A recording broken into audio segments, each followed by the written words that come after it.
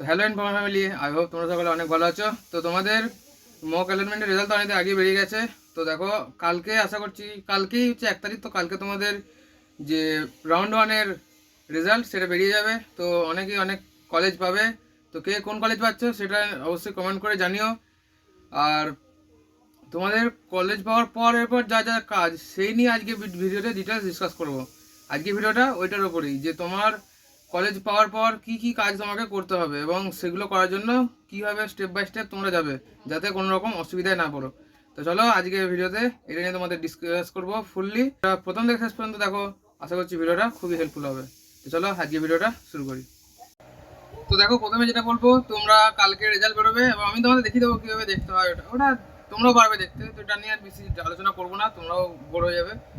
তো ওটা পাওয়ার পর তোমার প্রফেশনাল লেটারটা একটা ডাউনলোড করার অপশন দেবে। তো সেই ডাউনলোডটা করে নেবে তোমরা প্রথমেই অ্যাট ফার্স্ট। এবং তোমাকে 3 থেকে 4 দিন টাইম দেবে কলেজে রিপোর্ট করার জন্য। তুমি একটা কলেজ পাচ্ছ, সেই কলেজে তোমার 3 থেকে 4 দিন টাইম দেয় সেই কলেজটাকে রিপোর্ট করে সেখানে গিয়ে ইয়েস অথবা নো আপগ্রেডেশন করে তুমি যদি চাও সে কলেজে ভর্তি হয়ে যাবে, আর যদি না চাও তো ইয়েস আপগ্রেডেশন অপশন দিয়ে চলে আসবে। তো সেখানে গিয়ে তোমাকে ভেরিফিকেশন করার জন্য কিছু ডকুমেন্টস লাগে, যেগুলো আমি আগেই বলেছিলাম। তো আমি সেগুলো একটু শর্টে বলে দিচ্ছি। যদি তোমরা ডিটেলস জানতে চাও তো উপরে আই বাটনে এবং নিচে ডেসক্রিপশন বক্সে আমি লিঙ্ক দিয়ে দিচ্ছি, তোমরা সেখান থেকে চেক করে নেবে। তো অ্যাট ফার্স্ট যেটা লাগবে সেটা হচ্ছে তোমার যে র্যাঙ্ক কার্ড, সেটা লাগবে। 2 নম্বর হচ্ছে তোমার প্রফেশনাল কার্ড, যেটা তোমার প্রফেশনাল কার্ড বলতে যেটা রাউন্ড রেজাল্ট বেরোনোর পর তোমরা ডাউনলোড করবে সেটা। 3 নম্বর হচ্ছে তোমার মাধ্যমিকের অ্যাডমিট কার্ড এবং রেজাল্ট। 4 নম্বর তোমার 12-এর মার্কশিট। আর তারপর হচ্ছে যদি তোকে টিএফডব্লিউতে পেয়ে থাকো, মানে ওখানে হোম স্টেট টিএফডব্লিউ কোটা এরকম লেখা থাকবে। আর যদি কেউ অল ইন্ডিয়া র্যাঙ্ক তো সেখানে অল ইন্ডিয়া লেখা থাকবে। তো হোম স্টেট টিএফডব্লিউ যদি কেউ থাকো তো সেক্ষেত্রে টিএফডব্লিউ একটা যে ইনকাম সার্টিফিকেট কীভাবে বানাবে সেটাও আমি অনেকদিন আগে বলে দিয়েছিলাম। তো না জানলে আমি একটু শর্টে বলে দিই, তোমাদের সব কিছু শর্টে বলে দিচ্ছি এটাতে। যে তোমাদের যে পারফর্মার আছে না, ওই পারফরমেন্সে গিয়ে দেখবে ওখানে ইনকাম সার্টিফিকেট বলে লেখা আছে।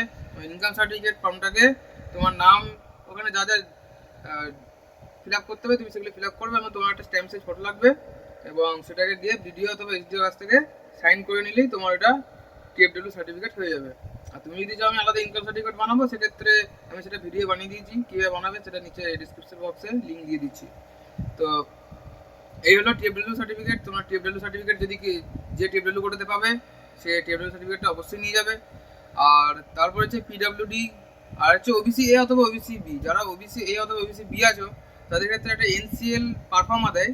তো সেই এনসিএল পারফর্মাটা তোমাদেরকে কী করতে হবে, ওইটাকেও একইভাবে তোমাকে এসডিওর কাছ থেকে সাইন করে আনতে হবে। এটা ভিডিও নয়, তোমাকে পুরো এসডিওর কাছে যেতে হবে। এসডিওর কাছে গিয়ে ওই যে এনসিএল সার্টিফিকেট ওখানে লেখা থাকবে তুমি ওবিসি এ না ওবিসি বি, এবং তার সাথে তোমাকে লাগবে তোমার যে আসল স্টেট গভর্নমেন্টের ভিডিও দ্বারা করা যে তোমার যে ওবিসি বি সার্টিফিকেট বা ওবিসি সার্টিফিকেট সেটা। আর তাছাড়া বাবার যেটা থাকে সেটা লাগবে, বা আধার কার্ড, এই সমস্ত তোমার লাগবে, আর কিছু না। শুধু এই কটা ডকুমেন্ট তোমার নেবে আর তুমি এই পারফর্মারটা দিয়ে আসবে। তোমাকে 2 দিন বা 3 দিন বলবে, 3 দিন পরে দিবে, তো সেটা তোমার করে দেবে। তো এটা হচ্ছে তোমার ইনকাম সার্টিফিকেট, যেটা ওবিসি সার্টিফিকেট সেটা হলো। কয়েকটা কলেজ নেয়, যেমন যদি কেউ কারো কলেজ নিয়ে থাকে বলে থাকে তো সেটা অবশ্যই হবে। আর তোমাদের এক্সট্রা কিছু কিছু ডকুমেন্ট লাগতে পারে, যেগুলো আমি বললাম সেগুলো ছাড়াও। যেমন এগুলো কয়েকটা কলেজ দ্বারা বলে দেয় যে তাদের কলেজে একরকম ডকুমেন্ট লাগতে পারে, অন্য একটা কলেজে আলাদা রকম লাগতে পারে, সেরকম আর কি। যেমন যাদবপুর আলাদা লাগতে পারে বা জলপাইগুড়িতে আলাদা রকম লাগতে পারে, একটা কি দুটো ডকুমেন্ট আলাদা লাগতে পারে, সেই হচ্ছে ব্যাপার। তো অ্যাট ফার্স্ট তোমরা সমস্ত ডকুমেন্টগুলো এরকম রেডি রাখবে। তো যাদের বাড়ির কাছে তাদেরকে আমি বলবো তোমরা সঙ্গে সঙ্গে গিয়ে সেখানে করে নাও, কারণ দেখো টাইম থাকে বিকেল 4টে পর্যন্ত এবং সকাল 10টা থেকে শুরু হয়ে যায়। তো বাড়ির কাছাকাছি যারা কোনো কলেজ পাচ্ছ তারা সেদিনই গিয়ে রিপোর্ট করে, এবং যারা একটু দূরে থাকছে তারা তার পরের দিন যাওয়ার অবশ্যই চেষ্টা করবে। কারণ দেখো আমি বলছি দেরি করবে না, যত দেরিতে যাবে না তোমার সিট তত কিন্তু ফুল হতে থাকবে। এবার হ্যাঁ, রাউন্ড 1 সেক্ষেত্রে আমি বলবো যে ততটাও সিট বুক হলে অসুবিধা নেই, কারণ রাউন্ড 1-এ। তবে এখনও রাউন্ড 2, রাউন্ড 3 তোমার কলেজের সিট রাখতেই হবে। তো সেক্ষেত্রে কোনো অসুবিধা নেই। তবে যেদিন রেজাল্ট বেরোবে সেদিন না হলেও তার নেক্সট দিনের মধ্যে কলেজে গিয়ে রিপোর্ট করবে এবং সমস্তটা তোমার ভেরিফিকেশন করবে। তো ভেরিফিকেশন করার জন্য ডকুমেন্টগুলো তো আমি বলেই দিলাম। তো এরপর আবার হবে তোমার রাউন্ড 2। তো সেই রাউন্ড 2 একইভাবে তোমাকে একটা কলেজ বলে দেবে যে কী কী ডকুমেন্ট, তোমার একটা কলেজ বলে দেবে কী কী ডকুমেন্ট নিয়ে তাদের কলেজে রিপোর্ট করতে হবে। সেই সমস্ত ডকুমেন্টগুলো নিয়ে তোমরা সেই কলেজে গিয়ে রিপোর্ট করবে। এবং যেটা হয় যে এবারের হচ্ছে যে মক আপ রাউন্ড, সেখানে তোমাকে গিয়ে আবার তোমাকে নতুন করে রেজিস্টার করতে হবে। তো যারা রেজিস্টার করবে তারা কীভাবে করবে এবং কত টাকা ফিস সমস্যাটা আমি আগে বলে দিয়েছি, তোমাদের শর্টে বলি। যারা মক আপ করবে এরপরে নতুন রেজিস্ট্রেশন করবে মক আপে, তাদের জন্য 1000 রুপিস, এবং যারা আগে রেজিস্টার করে রেখেছো এই ফার্স্ট অ্যান্ড সেকেন্ড রাউন্ডে, তাদের জন্য মাত্র 200 রুপিস। তো এবার তোমরা এগুলো করে নেবে, এগুলোর মাধ্যমে রেজিস্ট্রেশন করবে এবং চয়েস ফিলিং এটাতে আবার নতুন করে দিতে হবে। তো আমি বলবো যারা ফার্স্ট অ্যান্ড সেকেন্ড রাউন্ডে কলেজ একদমই পাচ্ছ না বা পেয়েছো, বা তোমার মন মতো নয়, যে তুমি চাইছো আমি এই কলেজে পড়বো না, আমার এটা ভালো লাগছে না, কিন্তু তুমি যেহেতু ফার্স্ট রাউন্ডে লিস্ট দেওয়ার সময় ওই কলেজে দেওয়া আছে এবং তুমি সেখানে পেয়ে গেছো, কিছু করার নেই, তো তাদেরকে বলবো মক আপে গিয়ে অবশ্যই তোমরা পার্টিসিপেট করবে। এবং মক আপটা একমাত্র রাউন্ড যেখানে তুমি কলেজ পেয়ে গেলে তোমার কিন্তু মানে আগের কলেজটা ক্যান্সেল হয়ে যাবে।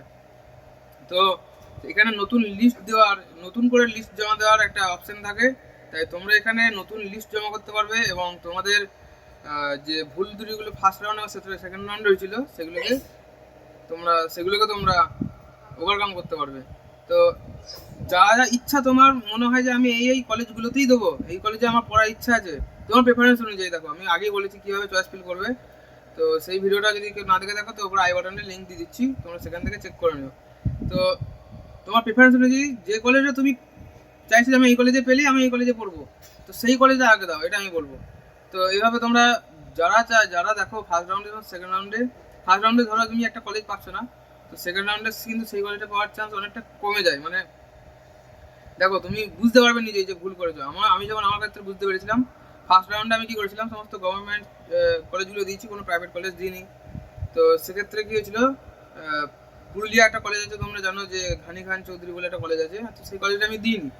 তো কিন্তু সেই কলেজে দিলে আমার হতো, এবার আমার ইচ্ছে ছিল না সেখানে পড়ার, সেই হিসেবে আমি কোনো দিইনি এবং গভর্নমেন্ট কলেজগুলো দিয়েছিলাম। তো 100 কি 200 র্যাঙ্ক কম থাকার জন্য আমার সেখানে কোনো গভর্নমেন্ট কলেজ ফার্স্ট রাউন্ডে হয়নি। তো সেটা আমি বুঝতে পারলাম এবং দেখো আমার এক্সপিরিয়েন্সগুলি তোমাদেরকে বলবো, তোমরা যাতে বুঝতে পারো, যাতে তোমাদের অসুবিধা হয়। দেখো আমি বুঝতে পারছি, আমার দায়িত্ব তোমাদের একটু হেল্প করে দেওয়া, তোমাদের যাতে তোমরা কলেজ বা ভালো একটু তোমাদের যে কী বলবো, তোমাদের যে রাউন্ডগুলো ক্লিয়ার করবে একটা, এই রাউন্ডগুলোকে তোমরা বুঝতে পারবে, এই বোঝাটাই তো মেন। এবং আমি তোমাদের সমস্যাটা হেল্প করে দিচ্ছি। তো দেখো রাউন্ড ওয়ানে সেরকম আমি যখনই পাইনি, তখন রাউন্ড টুতে মানে এটা একটা কি, দেখো তুমি যে কলেজগুলি দিয়েছো বুঝতে পারছো, তখন ওপেনিং ক্লোজিং র্যাঙ্কটা তখনই ওপেন হয়েছিল। ওপেনিং ক্লোজিং র্যাঙ্ক দিয়ে তখন আমি চেক করে দেখলাম যে আমার যে কলেজের লিস্টগুলো বানানো আছে সেই লিস্ট অনুযায়ী আমার সেকেন্ড রাউন্ডে কোনো কলেজ পাওয়া যাবে না। তাই সেক্ষেত্রে আমি করেছিলাম, আমার যে থার্ড রাউন্ডে যে আমি ভেবেছিলাম মক আপে গিয়ে আমাকে কলেজ পেতেই হবে, নাহলে এবছর তো ক্যান্সেল হবে। তো সেই হিসেবে আমি কী করেছিলাম, ফার্স্ট রাউন্ডের পরই আমি আমার সমস্তটা লিস্ট একটা, যে আমি এই কলেজগুলো দেবো এবং এই কলেজগুলো পেলে আমি এই কলেজে ভর্তি হবো এবং এই কলেজে আমাকে পেতেই হবে, এই হিসেবে আমি আমার লিস্টটা বানিয়ে রেখেছিলাম ফার্স্ট রাউন্ড হওয়ার পর থেকেই। এবং আমি তোমাদের বলি, ফার্স্ট রাউন্ড তোমাদের দেখো কাউন্সিলিং শুরু হচ্ছে ততদিন আগে থেকে। তো আমি সেক্ষেত্রে কলেজ পেয়েছিলাম থার্ড রাউন্ড মানে মপ আপ রাউন্ডে। তো সেক্ষেত্রে বুঝতেই পারছো কতটা মানে টেনশনের মধ্যে দিয়ে কাটানো হয়েছে। তো এই যে এতটা টেনশনের মধ্যে দিয়ে কাটানো, সেটা বুঝতে পারছো যে বাকি সমস্ত বন্ধুরা কলেজ পেয়ে যাচ্ছে, সেক্ষেত্রে আমি কলেজ পাচ্ছি না, একটা মাথার উপর চাপ আছে যে কলেজ পাবো কি পাবো না। তো না পেলে আবার 1 বছর লস। তো বুঝতেই পারছো 1 বছর এমনি ড্রপ, তারপরে আবার যদি কলেজ না পায় তাহলে আরও টেনশন বাড়বে। তো সেই রকমই আর কি, তো এতটা ছিল টেনশন। তো তোমরা যাতে কোনো টেনশনে না পড়ো, কোনো প্রবলেম না হয়, সে কারণে দেখো তোমাদের সমস্তটা ডিটেলস সমস্তটা সামনে নিয়ে আসা, এবং যা যা আমি এক্সপিরিয়েন্স করেছি সমস্তটা তোমাদের বলবো, যার মাধ্যমে তোমাদের কোনো অসুবিধা না হয় যে কাউন্সিলিং করতে, রেজিস্ট্রেশনের পরে কী কী প্রবলেম হতে পারে, সেই প্রবলেম যাতে তোমরা ফেস না করো, সমস্তটা নিয়েই তোমাদের ডিটেলসে বলে দিয়েছি। তো এই ছিল আজকের ভিডিও, আশা করছি ভিডিওটা তোমাদের খুব হেল্প করবে। যদি ভালো লেগে থাকে ভিডিওটা অবশ্যই লাইক করবে এবং চ্যানেলে যদি নতুন থাকো তো চ্যানেলটাকে অবশ্যই সাবস্ক্রাইব করে পাশে বেল আইকনটা অল করে রেখে দেবে। এরকম আমি নিত্য নতুন ভিডিও তোমাদের সামনে ডেইলি নিয়ে চলে আসি এবং যা যা নতুন আপডেট আছে সমস্ত কিছু আপডেট তোমাদের সামনে নিয়ে আসি, সমস্ত কিছু আগে আমার চ্যানেল থেকে পেয়ে যাবে। তো চলো দেখা হচ্ছে নেক্সট কোনো ভিডিওতে, নেক্সট কোনো টপিক নিয়ে, ততক্ষণের জন্য বাই।